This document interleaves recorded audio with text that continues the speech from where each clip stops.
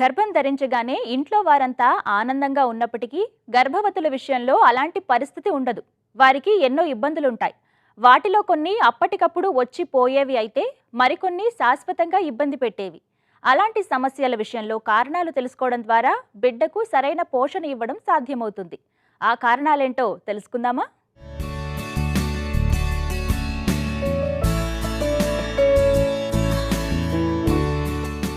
గర్భం పొందిన తర్వాత మహిళలు చాలా జాగ్రత్తగా ఉండాలని అందరూ చెబుతూ ఉంటారు. ఇలాంటి సందర్భం ఆనందించదగినదే అయినా సమస్యలను బట్టి చూస్తే అనేక ఇబ్బందులు తలెత్తుతున్నాయి. ముఖ్యంగా మన జీవన శైలిలో వస్తున్న మార్పుల కారణంగా ఈ సమస్యలన్నీ ఎదురవుతున్నాయి. ఆహారంలో మార్పులు, ఒత్తిడితో కూడిన జీవన విధానం, పర్యావరణంలో వస్తున్న మార్పులు, ఇలా అన్ని సమస్యలు కలిసి ముప్పేట దాడి చేస్తున్నాయి. మహిళల గర్భంలో చోటు చేసుకునే మార్పులు శరీరం మొత్తంలో అనేక మార్పులు కలుగజేస్తాయి. రీప్రొడక్టివిటీ, సర్క్యులేషన్, రెస్పిరేటరీ, ఎక్స్క్రీటరీ మరియు ఇమ్యూన్ సిస్టమ్ లాంటివన్నీ ప్రధాన పాత్ర పోషిస్తాయి. ఇవన్నీ తల్లుల్లో ఆకస్మికంగా జరిగే హార్మోన్ మార్పుల వల్ల జరుగుతాయి. గర్భిణులకు ప్రధానంగా ఎదురయ్యే సమస్యల్లో ముఖ్యంగా చెప్పుకోవాల్సింది ఒళ్ళు నొప్పుల గురించే. ఈ సమయంలో వెన్ను నొప్పి అధికంగా ఉంటుంది. గర్భం పొందిన మహిళల్లో యూట్రస్ పరిమాణం పెరగడం వల్ల ఈ నొప్పి ఎదురవుతుంది. నడుము భాగం మొదలుకొని కాళ్ళు, మోకాళ్ల నుంచి పాదాల వరకు వ్యాప్తి చెందుతుంది. జీవనశైలిలో మార్పులే ఈ నొప్పులకు ప్రధాన కారణం. ఎక్కువ సమయం నిలబడడం, సరైన విశ్రాంతి లేకపోవడం లాంటి వాటి వల్ల ఈ సమస్య మరింత పెరుగుతుంది. సరైన విశ్రాంతితో ఈ సమస్యకు చెక్ పెట్టడం సాధ్యమవుతుంది. అలాగే గర్భిణీల రొమ్ముల్లో కూడా మార్పులు జరుగుతూ వస్తాయి. శరీరంలో హార్మోన్లు పెరిగే కొలది వారి శరీరంలో మార్పులు కూడా వస్తూ ఉంటాయి. జనరల్ బాడీ అంటే మొత్తం బాడీ అంతా ఒళ్ళంతా నొప్పులుగా ఉంది, నీరసంగా ఉంది అనేసి వాళ్ళు చెప్తూ ఉంటారు. సో వీటిని జనరల్ బాడీ ఏక్స్ అంటాము. ఇవి ఎందుకంటే గర్భిణీ స్త్రీలలో అప్పటి వరకు కన్నా డిమాండ్ అనేది డబల్ అవుతుందండి. లోపల బేబీ కూడా ఉండడం వల్ల ప్రతి దానికి డిమాండ్ అనేది ఉంటూ ఉంటుంది. ఎందుకంటే వాళ్ళలో చాలా మటుకు రక్త ప్రసరణ కూడా మదర్ నుంచి బేబీకి వెళ్ళిపోవడం వల్ల కూడా మదర్కి కొంచెం బ్లడ్ అది తగ్గడం వల్ల, వాల్యూమ్ పెరగడం వల్ల, వీటన్నిటి వల్ల కూడా జనరల్గా బాడీ పెయిన్స్ అనేవి వస్తూ ఉంటాయి. అదేవిధంగా జనరల్గానే కాకుండా స్పెసిఫిక్ పెయిన్స్ కూడా ఉంటాయండి. అంటే ప్రత్యేకంగా అక్కడే ఉండే పెయిన్స్. ఇవేంటంటే ఫస్ట్ది మనం చూస్తే తలనొప్పి. చాలామందికి ప్రెగ్నెన్సీ అవగానే తలనొప్పి వస్తూ ఉంటుంది. ఇదేంటంటే టెన్షన్ హెడేక్ అనమాట. అంటే ప్రెగ్నెన్సీలో ఎలా ఉండాలి, ఏంటి, శరీరంలో వచ్చే మార్పులకి దానికి కూడా ఈ మైండ్ కొంచెం టెన్షన్, స్ట్రెస్ ఫీల్ అవడం వల్ల ఈ టెన్షన్ హెడేక్ అనేది వస్తూ ఉంటుందన్నమాట. తర్వాత ఈ తలనొప్పే కాకుండా వాళ్ళలో ఈ యొక్క కడుపులో నొప్పి అనేది మనం చూస్తూ ఉంటాము. దాది ఎక్కువగా బొడ్డు పైన ఎక్కువ మందికి నొప్పి వస్తూ ఉంటుంది. దీన్ని హార్ట్ బర్న్ అంటాం అన్నమాట. అంటే గర్భిణీ స్త్రీలలో నార్మల్గా హార్మోన్స్ అనేవి చేంజ్ అవ్వడం వల్ల ప్రొజెస్ట్రాన్ అనే హార్మోన్ వల్ల లోపల ఉన్న స్పింక్టర్ అంటే అన్నవాహికకి ఉన్న స్పింక్టర్ రిలాక్స్ అయ్యి ఓపెన్ అవడం వల్ల తిన్నదంతా కూడా గొంతులోకి రావడము, దానివల్ల పెయిన్ రావడము, బర్నింగ్ సెన్సేషను, ఇవన్నీ కూడా మనం సాధారణంగా అందరి గర్భిణీ స్త్రీలలో చూస్తూ ఉంటాం అనమాట. అలా కాకుండా బొడ్డు కింద కూడా కొంతమందికి నొప్పి వస్తూ ఉంటుందండి. దీన్ని పెల్విక్ పెయిన్ అంటాం అనమాట. ఎందుకంటే బేబీ పెరిగేటప్పుడు లోపల గర్భసంచి పెరగడం వల్ల వాళ్ళలో కొంచెం ప్రెషర్ ఆ వెజల్స్ మీద వాటి మీద ప్రెషర్ పడడం వల్ల కూడా ఈ డిస్కంఫర్ట్ కొంచెం ఇబ్బంది పడుతూ ఉంటారనమాట. లోయరి పొత్తి కడుపులో కూడా పెయిన్ వస్తూ ఉంటుందన్నమాట. ఇవన్నీ సాధారణంగా అందరికీ ప్రాబ్లం ఏం లేకుండా అందరికీ వచ్చే సమస్యలు అనమాట. గర్భం ధరించిన తర్వాత చాలా మంది మహిళలు ఎదుర్కొనే సమస్య మలబద్ధకం. కొన్ని హార్మోన్ల పెరుగుదల ఆలస్యం కావడం వల్ల జీర్ణశక్తి తగ్గుముఖం పడుతుంది. ఆహారంలో ఆరోగ్యకరమైన మార్పులు చేసుకోవడం ద్వారా ఈ సమస్యల నుంచి బయటపడడానికి ఆస్కారం ఉంటుంది. అలాగే శరీరంలో రక్త ప్రసరణ విషయంలో కూడా మార్పులు సంభవిస్తాయి. దీనివల్ల చిన్నపాటి తిమ్మిర్లు ఇబ్బంది పెట్టవచ్చు. ఒక్కోసారి గుండె కొట్టుకునే స్థాయి కూడా తగ్గిపోతుంది. ఇది భయపెట్టినప్పటికీ సాధారణ మార్పుగానే భావించాలి. తల్లికి బిడ్డకు ఇద్దరికీ ఆక్సిజన్ అవసరం గనక తల్లి వీలైనంత వరకు ఈ విషయంలో జాగ్రత్తగా ఉండాలి. గర్భం ధరించిన వెంటనే తల్లికి సహజంగానే అలసట, వికారం, నిద్రలేమి సమస్యలు ఇబ్బంది పెడతాయి. గర్భధారణ కారణంగా శరీరంలో మెటబాలిజం రేటు పెరగడమే దీనికి కారణం. ఈ సమస్యల నుంచి గట్టెక్కాలంటే ఆహారం విషయంలో సరైన మార్పులు చేసుకోవాలి. అంతేకాకుండా ఈ సమస్యలకు సిద్ధంగా ఉండి సరైన విధంగా జాగ్రత్త పడాలి. గుండెల్లో మంట కూడా గర్భిణీల్లో ఎదురయ్యే ప్రధాన సమస్యల్లో ఒకటి. పొట్ట నుంచి గుండె వరకు కొన్ని రకాల హార్మోన్లు, రసాయనాల ప్రభావం వల్ల తీసుకున్న ఆహారం వెనకకు వస్తుంది. ఫలితంగా గుండెల్లో మంట మొదలవుతుంది. ఈ సమస్య రాకుండా ఉండాలంటే తీసుకునే ఆహారం విషయంలో మెలకువలు పాటించడం అవసరం. అదేవిధంగా వైద్యుని పర్యవేక్షణ కూడా ఈ సమస్యకు మంచి పరిష్కారం. కొంతమందికి చేతి మణికట్టు దగ్గర కూడా నొప్పి వస్తూ ఉంటుంది. అంటే చెయ్యి మనం మూమెంట్ చేసినప్పుడు కానీ, లేకపోతే ఈ చేతుల్లో ఈ ఫింగర్స్ దగ్గర దాని దగ్గర కొంచెం నరాలు తిమ్మిరెక్కినట్టు అనిపించడము, ఇవన్నీ నొప్పితో కూడిన తిమ్మిరి, ఇవన్నీ చూస్తూ ఉంటాం కొంతమందిలో. దీన్ని కార్పల్ టన్నల్ సిండ్రోమ్ అంటామండి.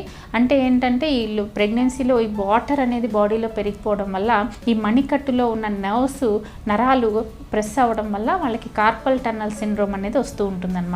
సో ఇది ఒక రకమైన పెయిన్. తర్వాత ఈ నొప్పులే కాకుండా కొంతమందికి ఈ యొక్క కాళ్ళల్లో విపరీతమైన నొప్పులు వస్తూ ఉంటాయండి. నైట్ టైము కాళ్ళ పిక్కలు పట్టేసి చాలా నొప్పి వచ్చి వదులుతూ ఉంటుంది. ఒక 5 నిమిషాలు ఉండి తర్వాత కొంచెం రిలీఫ్ వస్తూ ఉంటుందన్నమాట. వీటిని లెగ్ క్రాంప్స్ అంటాం అనమాట. ఇవి కూడా సాధారణంగా అందరిలో ఈ నొప్పులు కనిపిస్తూ ఉంటాయి. ఇవి ఈ లెగ్ క్రాంప్స్ వచ్చినప్పుడు విపరీతంగా వాళ్ళకి నైట్ టైం ఎక్కువగా వీటిని గమనిస్తూ ఉంటాం అనమాట. సో ఈ లెగ్ క్రాంప్సే కాకుండా కొంతమందికి వీన్స్, వ్యారికోస్ వీన్స్ అనేవి కొంచెం బ్లూ కలర్లో నరాలు ఉబ్బడం కూడా చూస్తూ ఉంటాము. వాటి వల్ల కూడా ఈ నొప్పులు అనేవి కాళ్ళల్లో మనకి చూస్తూ ఉంటాం అన్నమాట.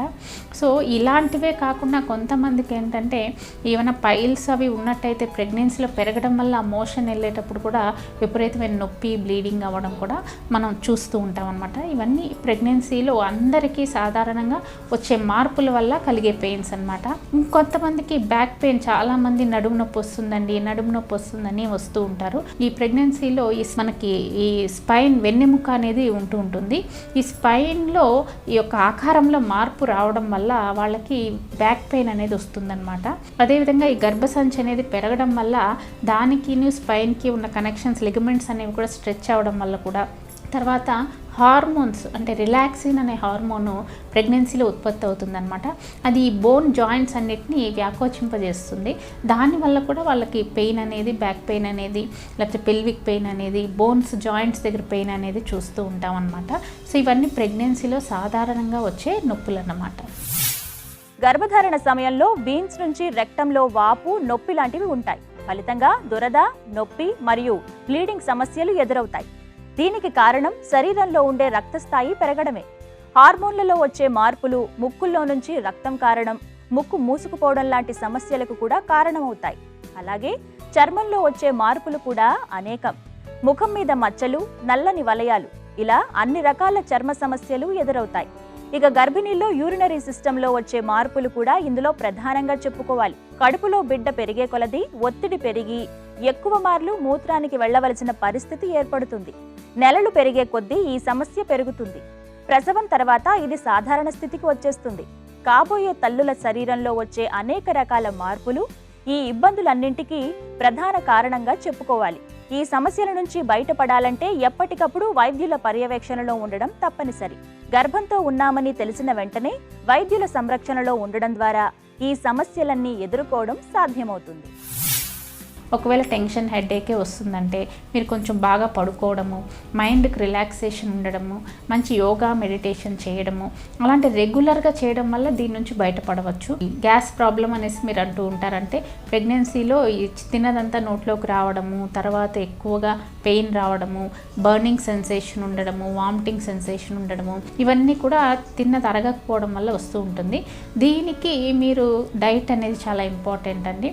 అంటే కారము, పులుపు, మసాలాలు లేని ఫుడ్ ఎక్కువగా తీసుకోవాలి. తర్వాత ఒకేసారి ఎక్కువ తీసుకోకుండా కొంచెం కొంచెం మితంగా 2 గంటలు గ్యాప్ ఇచ్చి కొంచెం కొంచెం తినడం చేయాల్సి వస్తుందన్నమాట. తర్వాత తిన్న వెంటనే పడుకోకుండా ఉండాలి. ఎందుకంటే స్పింక్టర్ రిలాక్స్ అయ్యి మళ్ళీ తిన్నది గొంతులోకి వస్తుంది కాబట్టి తిన్న వెంటనే కొంతసేపు అలా ఇలా ఆరుబయట వాకింగ్ చేయడం వల్ల కూడా ఈ ప్రాబ్లం నుంచి మీరు బయటపడవచ్చు అనమాట. కార్పల్ టన్నల్ సిండ్రోమ్ వల్ల ఏమైనా పెయిన్ వస్తుంది అనుకోండి, అలాంటప్పుడు కూడా మీరు పెయిన్ వస్తుంది, బాగా చేయి వాచింది, వాటర్ అంతా పట్టేసిందంటే అది డెలివరీ అయిన తర్వాత ఎలాగో మీకు ఆ పెయిన్ పోతుందండి. కానీ ఈ లోపల దాన్ని చేయాలంటే పడుకునేటప్పుడు కూడా చెయ్యిని న్యూట్రల్ పొజిషన్లో పెట్టాలన్నమాట. తర్వాత బ్యాక్ పెయిన్ ఎక్కువగా ఉన్నట్టయితే ఏమైనా మంచి లంబార్ సపోర్ట్ బెల్ట్స్ అమ్ముతారు మనకి, లేకపోతే లంబార్ పిల్లోస్ అని ఉంటాయి, వాటిని పెట్టుకొని కొంచెం రిలీఫ్ అనేది మీరు పొందవచ్చు అనమాట. అలా కాకుండా కొంచెం మెయిన్ వాకింగ్, ఎక్సర్సైజ్, స్విమ్మింగ్ ఇలాంటివి, యోగా, ప్రీనేటల్ ఎక్సర్సైజ్ అని క్లాసెస్ ఉంటాయండి. మీరు ఒకసారి అటెండ్ అయితే ఏ రకమైన ఎక్సర్సైజెస్ మీరు చేయొచ్చు అనేది మీకు చెప్తాము. తర్వాత ఎక్కువగా ఏమైనా ఈ వ్యారికోస్ వీన్స్ అని వాటి వల్ల కూడా ఏమైనా పెయిన్ వస్తూ ఉంటే కంప్రెషన్ స్టాకింగ్స్ వాడటము, కాలు బాగా లావైపోయి మీకు వాటర్ రిటెన్షన్, వాటర్ అంతా పట్టేసి పెయిన్ వస్తుందనుకోండి, అప్పుడు కూడా మీరు స్టాకింగ్స్ వాడడము, కాళ్ళు ఎత్తులో పెట్టి పడుకోవడము, పగల టైంలో కూడా ఒక చైర్ వేసుకొని కాళ్ళు ఎత్తులో ఉంచుకోవడము, నైట్ టైం పిల్లోస్ పెట్టుకోవడము, తర్వాత ఎక్కువసేపు కూర్చొని ఎక్కువసేపు నిల్చొని అలా ఒకే పొజిషన్లో ఉండకుండా కొంచెం వేరియేషన్ మారుస్తూ ఉండడం వల్ల ఈ రకమైన లెగ్ ప్రాబ్లమ్స్ నుంచి, పెయిన్ నుంచి కూడా మీరు బయటపడవచ్చు అన్నమాట. చూశారుగా గర్భిణీల్లో సాధారణంగా ఎదురయ్యే ఇబ్బందులకు కారణాలేమిటో. వీటి పట్ల అవగాహనతో ఈ సమస్యకు పరిష్కారం పొందవచ్చు.